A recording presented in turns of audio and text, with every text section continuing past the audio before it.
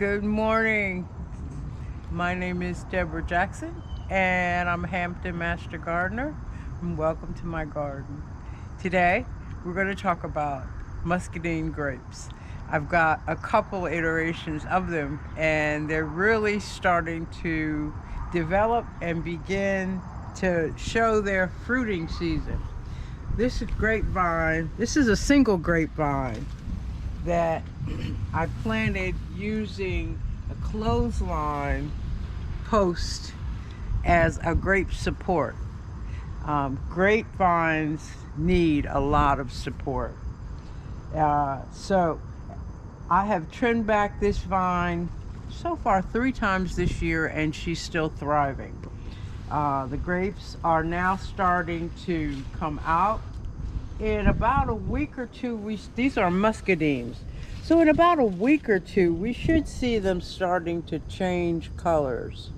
They go from this beautiful green to a bronze color, and they're really, really sweet.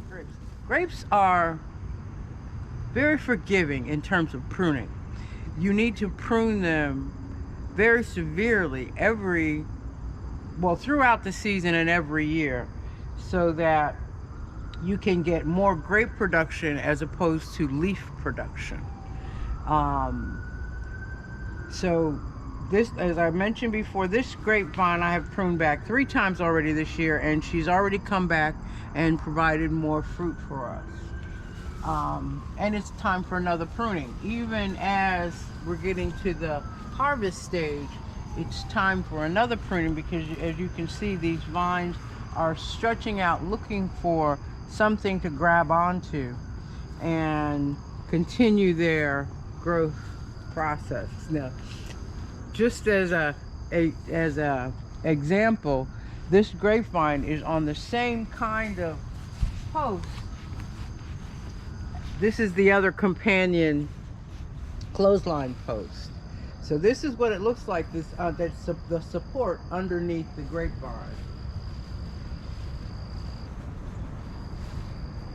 I actually started these grapevines when I came to Hampton in 2015, so I started the grapevines in 2017, and I had the vines sitting in a pot for about a year.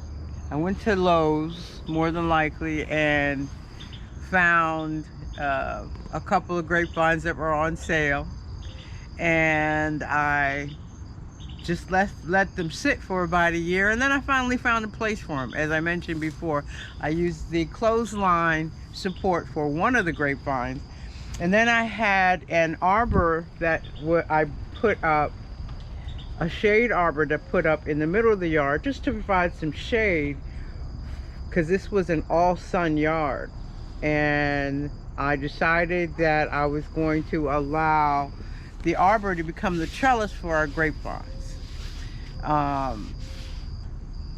One of the mistakes that I made was planting too many vines in one place. Apparently, I had one vine on the clothesline support. On the trellis, I think I had 2 more grapevines. And so I just put them in the ground thinking that the trellis is going to be strong enough. It is made of heavy aluminum. So I'm thinking that the trellis was going to have enough of a support for our grapevines. But as you can see, our vines are really, really strong. They're very, very vigorous. And they are now starting to weigh down the arbor, the trellis. So I'm going to need to have some ideas about how to continually support this vine. The only fertilizer that I use in my garden, as a rule, for the most part, is compost.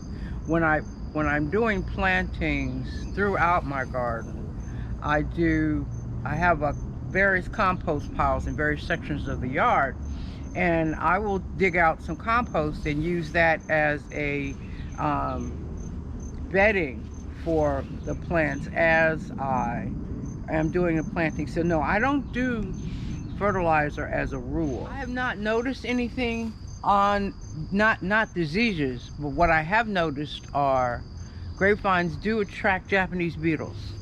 So in the middle of June through the middle of August, actually, I come out and I notice that I have Japanese beetles feasting away on my vines, which, I try to plant enough for me and enough for Mother Nature. So I just assume that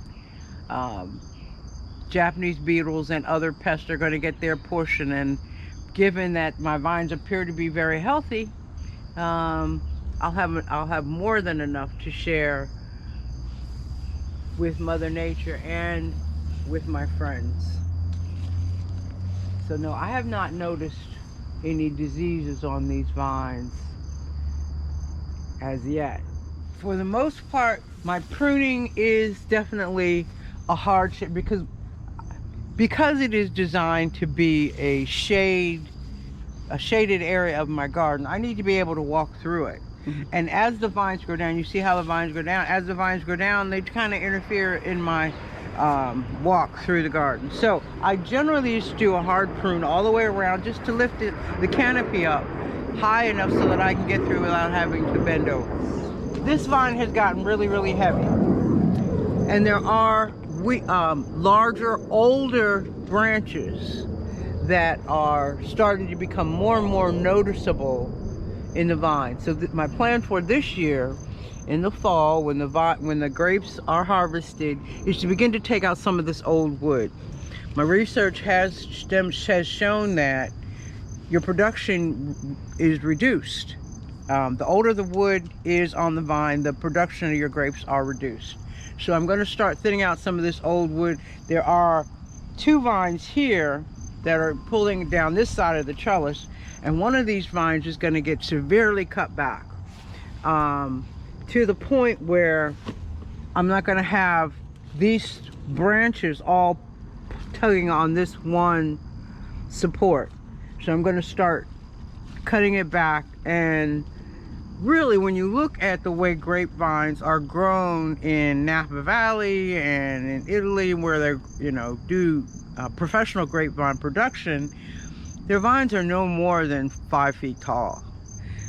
So to allow a vine to get to this stage is more decoration.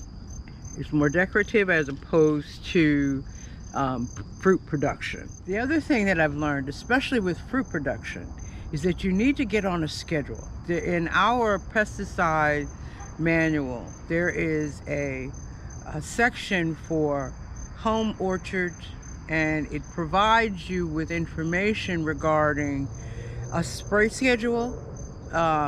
It also gives you recommendations on how to manage the pests that are attracted to our fruit trees.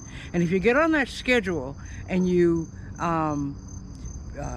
make sure that you follow it's a periodic schedule, so I guess it's like once every 3 months or so you have to do something to the tree. You either need to spray it or you need to apply a fungicide, but it's important for you to have, if you want to have really healthy fruit, edible fruit, it's important to get on that schedule.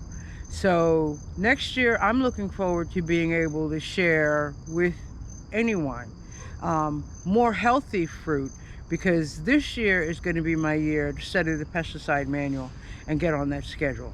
But I'm more of an intuitive gardener. I buy what I like, I plant it, and I move it around the garden as to see where it's going to do its best. When I find a place that it's going to do the best, then I kind of leave it there and prune it. I thin it, support it. I try to learn. I do my research as I am learning about the plant and its development in its place in my garden.